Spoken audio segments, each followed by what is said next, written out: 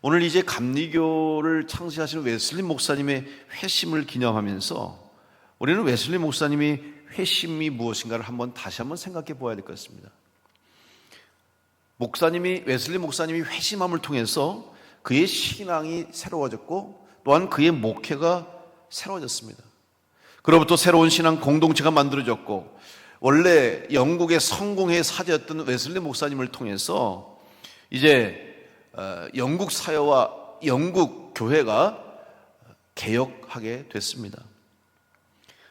이러한 웨슬리 목사님의 새롭게 변화된 목회와 그의 복음 전도를 통해서 변화가 일어나자 영국 성공회에서는 웨슬리 목사님에게 강단에서 설교할 권리를 빼앗았어요.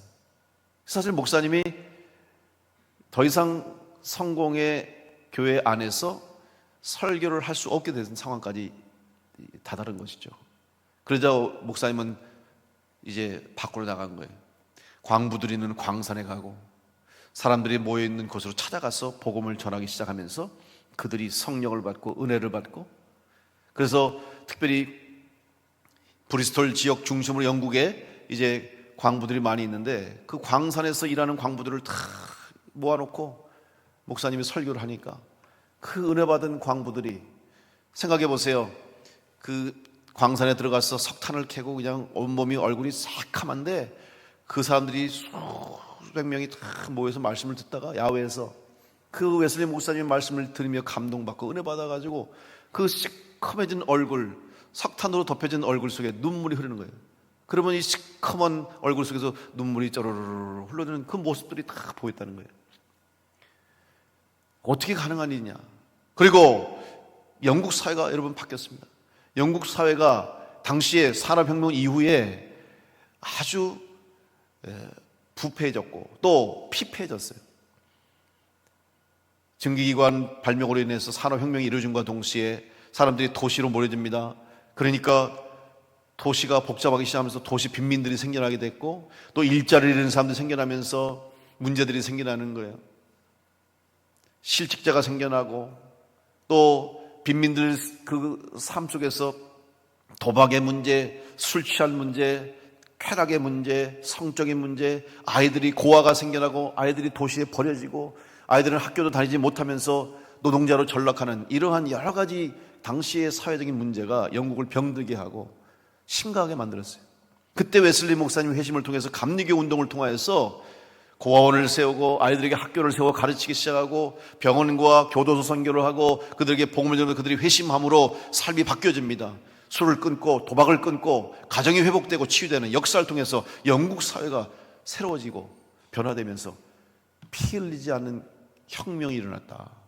그래서 역사가들은 영국의 혁명, 프랑스는 피를 흘리는 유혈혁명이 있었지만 영국은 웨슬리 목사를 통한 감리교 운동을 통해서 무혈혁명, 피 없는 혁명이 이루어졌다고 평가를 내리고 있는 거예요. 이 모든 일이 어떻게 가능하냐? 웨슬리 목사님의 회심을 통해서 이루어졌다고 하는 사실인 겁니다. 우리는 감리교인으로서 건강한 우리의 신앙과 또한 우리의 믿음의 삶을 살아갈 수 있도록 회심하고 헌신하신 웨슬리 목사님의 신앙을 본받아서 오늘 우리 충주남부 교회가 주님의 교회로 더욱 건강하고 든든히 세워질 수 있도록 우리도 그 신앙을, 믿음을 이어가야 할 것입니다. 특별히 오늘은 교회력으로 절기상으로는 성령 강림절입니다. 성령 받은 성도들이 진정한 그리스도인이 되고 주님의 참 제자가 될 때 복음이 전해지는 역사, 성령의 역사로 능력으로 구원받는 영혼이 새로워지는 역사가 이루어지게 된 것입니다. 이 땅의 모든 교회는 바로 그 성령 충만함을 받은 성도로부터 시작해서 성령의 역사와 능력을 통해서 지금까지 2000년 가까운 이 세월 동안에 온 세계 세상에 교회가 세워지고 교회가 지금까지 그 사명을 감당하게 된 것입니다. 이제 우리는 그 믿음을 이어받아 그 성령의 능력을 이어받아 우리들도 이 시대에 전해야 할 복음을 전하는 주님께서 원하시고 기대하시는 주님의 제자로서 삶을 살아가는 성령 충만한 성도가 되어야 할 줄로 믿습니다. 그럼 먼저 오늘 우리는 감리교 운동을 통해서 당시에 부패하고 타락했던 교회와 성도들을 살리고 또 하나님의 뜻을 이루기 위해서 교회를 새롭게 했던 웨슬리 목사님의 신앙과 회심을 생각해 보려고 합니다. 감리교인으로서 웨슬리 목사님 회심이 무엇인가를 우리는 알아야 돼요. 그리고 어떻게 회심의 과정이 있었냐 하는 것은 우리가 기본적으로 알아야 그래도 감리교인이라고 하는 우리의 이름을 지키지 않겠습니까? 웨슬리 목사님 회심하신 날은 1738년 5월 24일입니다. 그래서 매년 5월 마지막 주일을 웨슬리 회심 기념주일로 지키는 것입니다. 그날 웨슬리 목사님은 사실 별로 내키지 않는 마음으로 올더스게이트 거리에 있는 모라비안 교도들이 모이는 한 모임에 참석하기 위해서 갔습니다. 그리고 그곳에서 성령의 감동을 받고 그의 마음이 뜨거워지고 회심하는 경험을 하게 되죠. 그날 웨슬리 목사님은 일기에 이렇게 그날의 사건을 기록했습니다. 제가 한번 그 일기를 읽어드리겠습니다. 저녁에 나는 별로 내키지 않는 걸음으로 올더스게이트 거리에 있는 한 집회에 참석했는데 거기서 한 사람이 루터의 로마서 서문을 읽고 있었다. 9시 15분 전경에 그가 그리스도 안에 있는 믿음을 통하여 하나님께서 마음의 변화를 일으키시는 일을 설명하고 있을 때 나는 내 마음이 이상스럽게 뜨거워짐을 느꼈다. 나는 내가 그리스도를 신뢰하고 있다고 느꼈으며 구원을 위해 다만 그리스도만 믿고 있음과 그 위에 주께서 나의 죄를, 아니 나의 죄까지도 다 거두어 가시고 나를 죄와 사망의 법에서 건져주셨음을 믿는 확신이 나에게 주어졌다. 나는 전력을 다하여 특별히 유별나게 나를 모욕의 대상으로 삼고 또 핍박한 사람들을 위해 기도하기 시작했다. 집에 돌아온 후에 나는 많은 시험을 받아 싸웠으나 나는 울부짖었으며 모든 시험은 물러갔다. 웨슬리 목사님이 이날 경험한 이 회심 사건, 물론 그날의 그 특별한 경험과 그날의 특별한 사건이 웨슬리 목사님의 삶을 바꾸고 목회를 바꾼 것은 맞습니다. 그러나 여러분, 그 사건과 회심은 그냥 갑자기 그날 하루에 어쩌다 주어진 것이 아니라는 것을 우리가 알아야 돼요. 오랜 시간과 과정을 거쳐서 하나님께서 웨슬리 목사님을 통해서 준비하시고 또 이루어진 과정 속에서 그날 그때 특별하게 하나님이 웨슬리 목사님 마음을 움직여 주신 거예요. 회심을 체험하기 전까지 그럼 웨슬리 목사님이 어떻게 살았습니까? 우리가 일반적으로 회심을 이야기하면 회심하기 전에는 대부분 잘못 살았든지 아니면 믿음이 없었다든지 혹은 타락한 삶을 살았든지 보통 그렇게 얘기하지 않습니까? 그래서 극적인 반전을 많이 생각해요. 회심이라고 하는 것이 그렇지 않습니까? 그러니까 회심하기 이전과 이후가 분명히 다른 경우가 많이 있어요. 간증하는 사람들 보면 예수 믿기 전에는 세상에서 방탕하고 타락하고 잘못 살다가 죄를 짓고 살다가 예수 믿고 구원받은 이후에 180도 변화된 삶을 사는 사람들이 많습니다. 그런데 웨슬리 목사님 회심은 그렇지가 않아요. 웨슬리 목사님 회심하기 전까지 그러면 잘못 살았느냐? 아니에요. 누구보다도 철저하게 신앙생활과 믿음의 삶을 살았던 분이에요.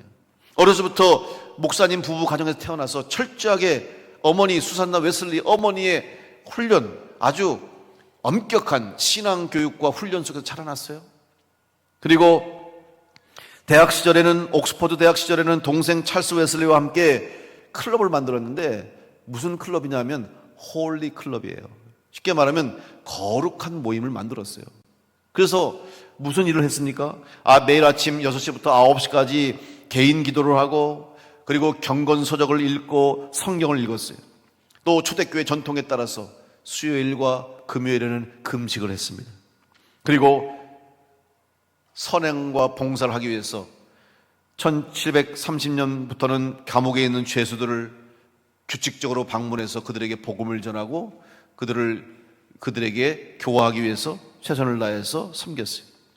얼마나 열심히 했는지 이 일들을 매주일 매일매일 규칙적으로 하루도 빠지지 않고 철저하게 하는 거예요. 아침 6시, 9시까지 기도하고 성경 읽고 책 읽고 교도소 가고 봉사하고 얼마나 이 일을 하는데 한치의 오차도 없이 한 번에 빠짐도 없이 했는지 사람들이 지독하다고 별명을 줬어요. 별명을. 규칙쟁이라는 별명을. 이것이 바로 영어로 메소디스트라고 하는 거예요. 처음에는 좋은 의미가 아니에요. 저 사람들은 도대체 어떻게 저렇게 기계처럼 벌레처럼 저렇게 신앙생활 하느냐, 놀리듯이 조롱하듯이 그렇게 지은 별명이 메소디스트가 감리교의 이름이 된 거예요. 여러분, 이것을 보듯이 그만큼 웨슬리 목사님은 회심하기 이전에도 얼마나 열심 가지고 얼마나 열정적으로 신앙생활 하는지 몰라요. 1735년에는 이제 자기가 복음을 전해야 되겠다. 선교사가 되어서 미국의 조지아주의 서바나로 선교사로 떠납니다. 그런데 이 선교사로 가는 과정 속에 그런 특별한 경험을 하게 됩니다. 시몬수호를 타고 대상을 건너고 있었습니다. 당시에 수개월을 가야 미국 땅에 아메리카에 도착할 수 있었습니다. 그런데 그 과정 속에 많은 어려움이 있어요. 여러분 1735년 생각해 보세요. 지금처럼 배가 좋은 배도 아니고 좋은 장비가 있는 것도 아니에요. 풍랑을 만나서 잘못되면 다 죽는 거예요. 그런데 이 웨슬리 목사님이 이 배를 타고 대상을 건너는 과정 속에 몇 번씩이나 엄청나게 큰 풍랑을 만나서 죽음의 위기를 경험하는 거예요. 배가 막 흔들리면서 이제 이러다가 곧 파손되겠구나, 야 죽겠구나, 눈앞에 죽음이 다가와 있는 것을 느낀 거죠. 그때마다 사람들은 소리를 지르고 두려워하면서 이제 죽을 것 같아서 사람들이 막 불안에 떨고 있어요. 웨슬리 목사님도 이제 죽는구나 불안감과 두려움을 느낄 수밖에 없었어요. 그런데 그 배에 타고 있는 한 무리들은 저쪽에 앉아서 있는데 그 풍랑 속에서도 그들은 전혀 요동하지 않는 거예요. 오히려 그들은 그곳에서 기도합니다. 찬송합니다. 근데 그들의 얼굴로 보니까 얼마나 편안한지. 사람들은 다 죽음이 눈앞에 왔다고 깨닫고 죽을지도 모른다는 두려움과 불안감 속에서 얼굴을 인상을 쓰고 겁에 질려서 있는데 도대체 저 사람들은 저렇게 평안할까? 그들이 누구냐면 바로 독일의 모라비안 성도들이었어요. 그래서 웨슬리 목사님은 그들을 쳐다봅니다. 그리고 그들에게 다가가서 이렇게 물었습니다. 당신들은 죽음이 두렵지 않습니까? 그러자 모라비안 신도들이 대답합니다. 두렵긴요. 오히려 우리는 하나님께 감사합니다. 만약 지금 죽어 우리가 세상을 떠난다면 하나님 나라 가는 거 아닙니까? 우리는 살아있는 것도 감사하고 죽는 것도 감사합니다. 두렵지 않습니다. 편안한 거예요. 평안한 거예요. 이 말에 웨슬리 목사님은 충격을 받았어요. 이제 1736년 2월에 조지아에 상륙했습니다. 그런데 전임 선교사인 사무엘 퀸시가 아직 사제관을 비워주지 않았기 때문에 어쩔 수 없이 그가 다른 곳에서 임시 거처하게 됐는데 그때 마침 그곳에 모라비안 성도들과 함께 생활할 기회를 얻었어요. 그때 그들의 지도자였던 스판겐베르크 목사님과 교제를 하게 되었고 그와 함께 많은 대화를 나눌 시간을 갖게 됐습니다. 어느 날 스판겐베르크가 웨슬리 목사에게 두 가지 질문을 합니다. 첫 번째, 당신은 당신 안에 구원의 증거를 갖고 있습니까? 또 하나 묻습니다. 하나님의 성령이 당신이 하나님의 자녀인 것을 당신 영과 더불어 증거하고 있습니까? 이런 질문을 하는 거예요. 웨슬리는 갑자기 던져진 질문 속에 제대로 답변을 하지 못했습니다. 머뭇머뭇거리고 있을 때 다시 한번 스판겐베르크가 웨슬리 목사님에게 묻습니다. 당신은 예수 그리스도를 아십니까? 여러분, 아니 영국 성공회의 사제에게, 그것도 선교사에게 당신 예수님 아십니까? 여러분, 이런 질문을 누가 하겠어요? 한 번도 자기는 지금부터 살아있는 동안에 어려서부터, 아니 모태신앙으로 어머니의 태중에서부터 믿음을 가졌던 사람으로 자라오면서 한 번도 누가 자기에게 당신 예수님 아십니까? 라는 질문을 한 적도 없고 받은 적도 없는 거예요. 너무 당황했어요. 그래서 이렇게 대답했습니다. 저는 그분이 이 세상의 구주이신 것을 압니다. 이렇게 대답하는 거예요. 그랬더니 다시 묻습니다. 바로 그분이 당신을 구원하셨다는 것을 알고 계십니까? 그래서 웨슬리 목사님이 이렇게 대답했습니다. 그분이 저를 구원하기 위해 죽으셨기를 바랍니다. 이게 무슨 말이에요 도대체? 이게 애매한 거예요. 생전 누가 자기에게 당신 예수님 아십니까? 그리고 그분이 당신을 구원하신 걸 당신은 알고 살아갑니까? 이렇게 물으는 거예요. 너무나 기본적이고 기초적인 신앙의 질문이니까. 아니 웨슬리 목사님이 주저주저하면서 그저 남 얘기하듯이 저는 그저 그분이 저를 위해서, 저를 구원하시기 위해서 죽으셨기를 제가 바라고 있습니다. 이런 답을 한 거예요. 그러고 나서 충격을 받은 거예요. 내가 정말 예수님을 믿는가? 정말 예수님이 나를 위해 죽으셨음을 내가 확신하고 있는가? 가장 근본적인 질문을 던지기 시작한 거예요.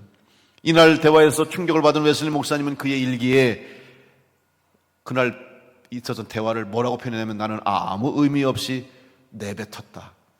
말을 내뱉었다. 이렇게 얘기한 거예요. 결국 그날 웨슬리 목사님 뭘 깨달았냐? 내가 하나님의 자녀라는 확신이 없구나.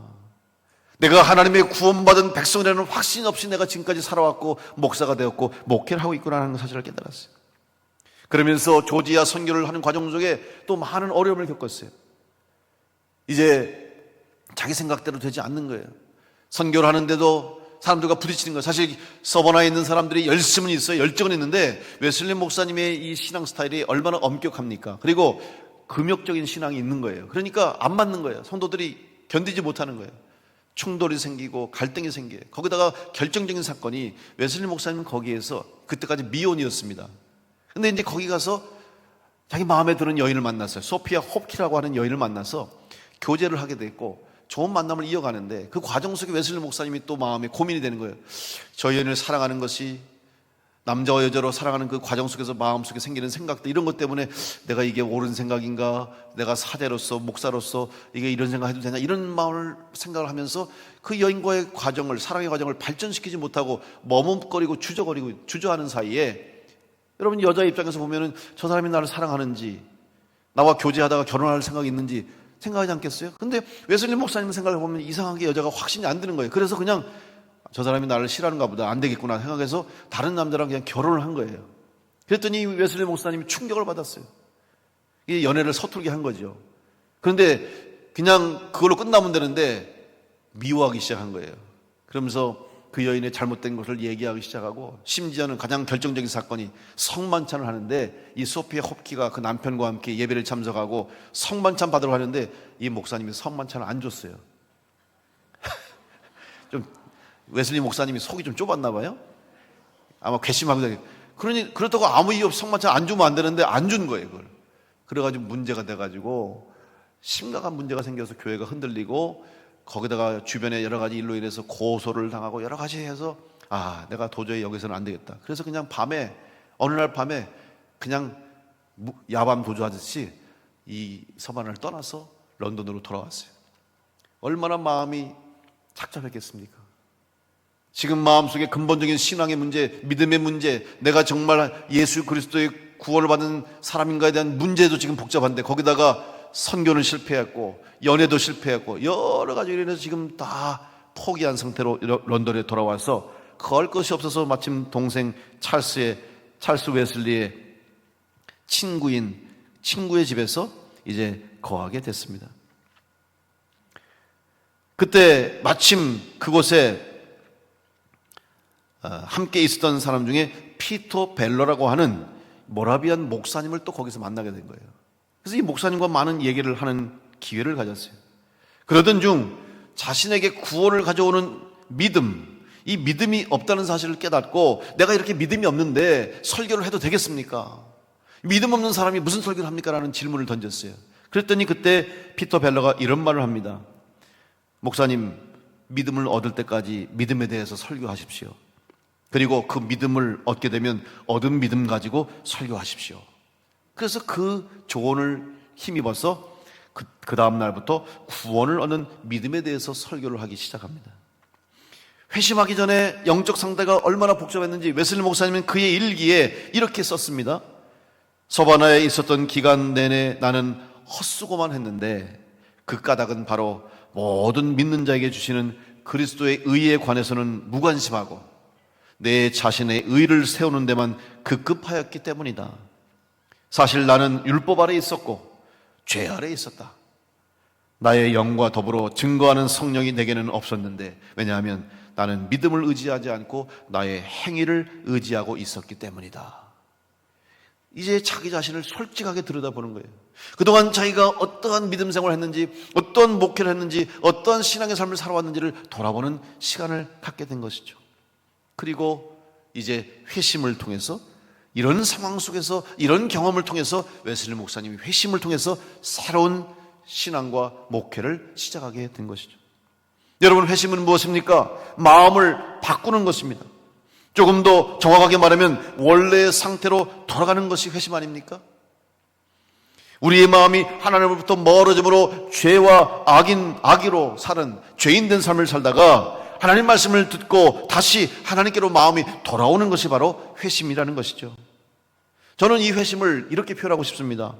믿음을 다시 확인하고 발견하는 것이 회심이다. 믿음이 없었던 건 아닙니다. 웨슬리 목사님에게 믿음이 없었던 건 아니에요. 그러나 그 온전한 믿음을 잃어버린 것이고 그 온전한 믿음이 회복되지 않은 상태였기 때문에 그때 다시 회심을 통해서 믿음을 발견하게 되는 것이죠. 회심을 통해서 믿음을 깨닫게 되었습니다. 잘못된 믿음을 깨닫고 진정한 믿음을 발견하게 됩니다. 여러분, 오늘 이것이 우리에게 필요한 회심인 줄로 믿습니다. 그래서 회심을 믿음의 재발견이라고 말할 수 있습니다. 이 믿음을 재발견하는 과정 속에는 반드시 성령의 역사가 있어야 합니다. 성령은 우리들에게 영적인 눈을 뜨게 해줍니다. 성령의 힘으로 우리의 부족한 믿음을 볼 수 있게 해줍니다. 또 성령의 능력을 의지해서 예수 그리스도가 나의 죄를 씻어 용서해 주시기 위해서 죽으시고 살아나신 십자가의 복음을, 그 생명의 말씀을 받고 믿게 되는 것입니다. 오늘 여러분, 우리 가운데 다시 한번 믿음을 재발견하는 회심의 역사가 있기를 간절히 축복합니다. 웨슬리 목사님이 자기의 믿음을 돌아보게 되고 자기의 믿음을 다시 재발견함으로 그의 삶이 바뀔 뿐만 아니라 그의 목회가 바뀜으로 교회가 달라지고 영국이 변화되고 세상이 달라진 것처럼 한 사람의 회심이 한 사람의 변화가 큰 영향을 끼칠 수 있다는 사실을 기억하시고, 여러분 한 분 한 분이 온전한 믿음으로 다시 돌아오고 온전한 믿음으로 다시 회복될 때에 우리의 가정이 달라지고 우리 교회가 달라지고 충주가 달라지고 이 나라 이 민족 전 세계에 달라지는 역사가 있게 될 줄로 믿습니다. 주님은 그걸 기대하고 계세요. 오늘도 끊임없이 우리에게 우리의 믿음을 돌아보라고 말씀하고 있습니다. 그래서 우리의 신앙생활은 결국 믿음을 지키는 것이 신앙생활이에요. 믿음을 잃어버리지 않도록 믿음을 지키는 것이요, 끝까지 믿음으로 살아가는 것이 바로 신앙생활의 승리입니다. 저는 믿음 있는 사람을 표현하면 어떻게 할 수 있을까 한번 생각해 봤어요. 여러분, 믿음 있는 사람을 뭐라고 말할까요? 저는 믿음의 순수함을 잃지 않는 것이다. 진정한 믿음 있는 사람은 믿음을 순전히 지키는 사람이라는 거예요. 왜냐하면 우리가 믿음 생활 하다 보면 자꾸 우리의 믿음을 흔들어요. 우리의 믿음을 흐리게 만들고 우리의 믿음을 약하게 만드는 일들이 많이 해요. 바로 마귀와 사단이 하는 일 그거 아니에요? 성도로 하여금 믿음을 약해지게 만들고 믿음을 흔들어서 교회에 오지 못하게 만들고 예배하지 못하게 만들고 주님의 일에 쓰임받지 못하게 만드는 것이 악한 영들의 역사 아닙니까? 그 시험과 그 영적 싸움에서 이기기 위해서는 우리의 믿음을 순전하게 지켜야 되는 거예요. 때묻지 않아야 되고 혼탁해지지 않아야 되는 거예요. 순수한 것이 가치 있는 거 아닙니까? 금도 순금이 가치 있는 것처럼 믿음도 순전하고 온전한 믿음이 중요한 것이에요. 저는 지난번 이탈리아 성지순례를 가서 이제 여행을 하면서 커피를 마시는데, 여러분 이탈리아는 커피가 에스프레소밖에 없더라고요. 물론 뭐 아메리카노도 팔긴 봤는데 거의 잘 마시지 않고 모든 커피 시키면 그냥 에스프레소가 주는 거예요. 그리고 근데 거기다가 뭐 카페 라떼 넣는 건데, 여러분 에스프레소가 뭐예요?